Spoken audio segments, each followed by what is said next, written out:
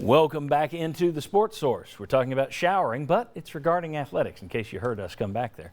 This segment of our program is brought to you by Parkside Cabin Rentals. If you're looking to self-isolate, how about doing it with the Great Smoky Mountains as your backdrop? The Ogle family have been in the hospitality business for decades, literally, since the national park up there opened. They have more cabin options than anyone else in Sevier County. It's a great option for you right now. ParksideCabinRentals.com to learn more, and you can check out all of the different layouts of cabins that they have right there on their website. All right, I want to welcome in the last member of today's panel right here from GoVols247.com. We have Ryan Callahan. Ryan, thanks for joining us. Thanks for having me. All right, you heard what we were talking about in that last segment. Did folks get optimistic too soon, do you think, on this whole getting sports back and we're going to be fine? I think we're going to, this is just an example to me of how much our views are going to change on this from 1 week, 1 month to the next. And I think this week we're maybe a little more down on it, and a couple more weeks we might be like we were a couple weeks ago. As long as some of these infections that we're seeing among teams don't turn out to be serious illnesses, I still don't think there's going to be a big public push for college football not to play this season. So I'm still a little more optimistic maybe than others about the chances of college football being played, but it may be on a conference-by-conference basis. I think being in the SEC, Tennessee is likely to play this year, at least start the season. You know, you never know what's going to happen when the season starts. I think that's where the issues begin, but I think they're going to find a way to get it started. To me, it all comes down to the students on campus. Yep. If you have students on campus, you can have football. If you don't, that's going to be a tough thing. I think I probably would have agreed with you in March or April, but now I think that they're seeing how much is at stake and how much, I don't know, not to be dramatic, but economic ruin is at stake if you don't play. I think they're very cognizant of that on their campus and in the community, and they're hearing from a lot of people. And again, you know, for now, Tennessee is sort of taking a stance of like, we're just going to act like, you know, we're going to have a full stadium, we're going to play every game, and we'll adjust as necessary. Obviously, they're making plans behind the scenes to adjust to that, but that's sort of been their stance. They're not willing to really talk about publicly any contingency plans.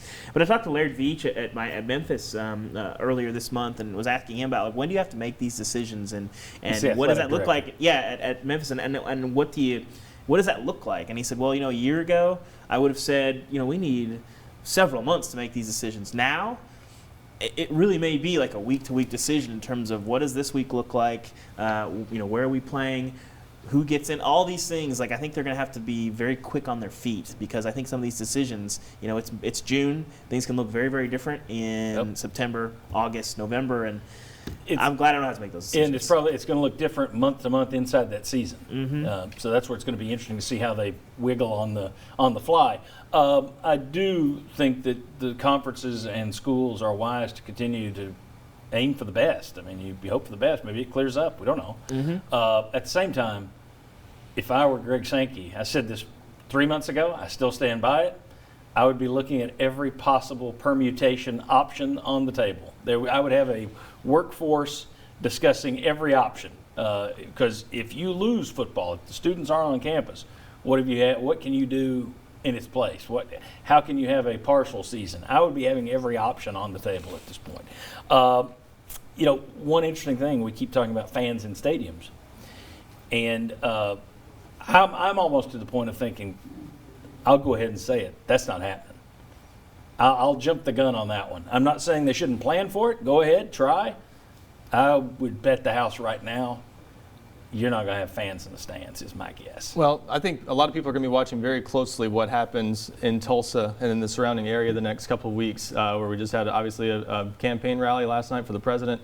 Do a lot of people come away from that with infections? It's kind of the first test case for whether a large crowd can gather indoors even. Unless you count all the beachgoers who are getting it across the South right now. Yeah, there's that. But there's a lot of test cases that are already coming in. Sure, yes, sure. In terms of an event in an arena. Yeah, so I think if you see a lot of cases come back from that, you know, certainly that's going to concern some people. If not, I think you're going to hear more and more people say, well, see, that's an example that you can get by with even some fans in the stadium. So I still think college football, like David said, it's too important to them not to find a way to play. But I'm not ruling out fans in the stands, because I think there's going to be enough of a push, at least in certain parts of the country. I'm not ruling out anything with that. Yeah, I think the question sort of is, if you have people that are willing and you have a waiver on the back that says, Yep. you know, in fancy wording, you won't sue us. Like, if you have that, then I think you're going to have some schools that are like, they're willing to come. They're not. We have to limit the number, but like, what does that look like? And I think that you're going to have schools that are like going to be okay with that. And I think too, they'll see if you're saying, well, they're outdoors and they're wearing masks, and you make mask requirement, all these They're other not things. gonna- You do what you want to do, but wear a it's mask. Who's going to enforce the mask rule in Neyland Stadium if you got a full stadium? Yeah, you well, could try. It's not going to be me. So I hope Yeah. it's. I don't want that job because I don't see it. Well, Godspeed. you may be right. The greed factor, maybe, and then there's also half the country doesn't believe in this. They think I'm lying right now. There's a lot of our viewers think this is made up. So there's people that just don't believe it, and they're going to say, let me in the stadium. I would like to think at some point, if it does get bad, the University of Tennessee would say, you know what, this isn't a good decision for our fans. Maybe I'm wrong. Maybe we need the money. Hell with them. Let them get in there and get it. We'll see. One thing that was interesting, I was talking to Ken Weathers, the meteorologist here at WATE this week, in terms of this tree has so many branches, things I hadn't thought about. He pointed out, let's say you get everybody in the stadium and you're spaced out, do the social distancing, and then you get what you get now every September. I never got this when I was a boy growing up here. I don't remember Neyland Stadium ever having a lightning delay. Now we get one every September. That kind of throws the whole social distancing out the window, doesn't it? It does. Everybody go to the concourse and get together. I just think there's so many layers to it. We keep unraveling them each week. There are a couple other things. I think the wild or another test case will be Bristol Motor Speedway. They're having the All-Star race there in a few weeks, and that's going to be a chance to see what social distancing in a crowd looks like. 30,000 fans maybe at a maximum. If that works out, again, I think another example they're going to point to and say, if they can pull it off, we can in a smaller stadium. Well, and I think if that's the idea, if no one's going to say this is a bad idea, we can't do it. If they're just going to say, well, nobody's complaining, let's do it, then I'll back off. I do think you'll have fans everywhere because here's the thing. How are you going to there are going to be people that don't believe the proof. You think it's a test case. No, it's not. There are people, the answer's already in. This isn't real. If 20,000 people went to that rally last night and they all dropped dead, people are still going to say, I don't believe it. It's a lie. They're really alive and well. So technically there is no test case. I think we have two camps, one that believes it and one that doesn't.